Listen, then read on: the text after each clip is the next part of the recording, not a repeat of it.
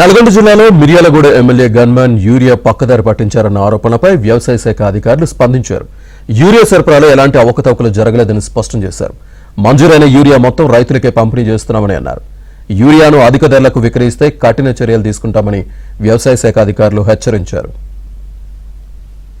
29వ తారీఖు నాడు ఆగస్టు 2020 నాడు 20 టన్నుల క్వింటాల్స్ మాత్రమే వచ్చింది. అదే మా ఏడుగుల సమక్షంలో రైతులందరికీ మేము దగ్గర డిస్ట్రిబ్యూట్ చేయడం జరిగింది.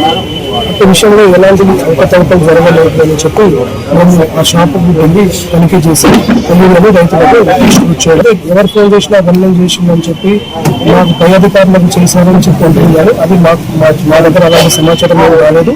మేము రెగ్యులర్గా ఎలాంటి అలాట్మెంట్ పెడుతున్నామో అలాంటి రిక్వైర్మెంట్ మేము పై ఆఫీసర్లకు పంపుతున్నాము.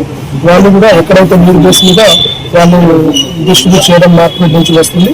మేము ఏ షాప్ అయితే వస్తుందో అతి షాప్ లో వెళ్ళి సమక్షంలో రైతులకు డిస్ట్రిబ్యూట్ చేయడం జరుగుతుంది. లోడ్ మార్కెట్ నుంచి అలాట్ అయినప్పుడు దాన్ని కంపల్సరీగా మేము ఈ పాస్ మెషిన్ లో ఎంట్రీ చేసుకొని రైతు వారీగా ఆధార్ ఎంట్రీ చేసి ఒక్కొక్క రైతుకు 2 నుంచి 4 బస్సాలు చొప్పున పంపిణీ చేయడం జరుగుతుంది. ఒక దగ్గరికి వచ్చే లారీని ఇంకో దగ్గరికి ట్రాన్స్ఫర్ చేయడం అనేది జరగదు. ఎందుకంటే అది ఈ పాస్ మెషిన్ లో ఎంట్రీ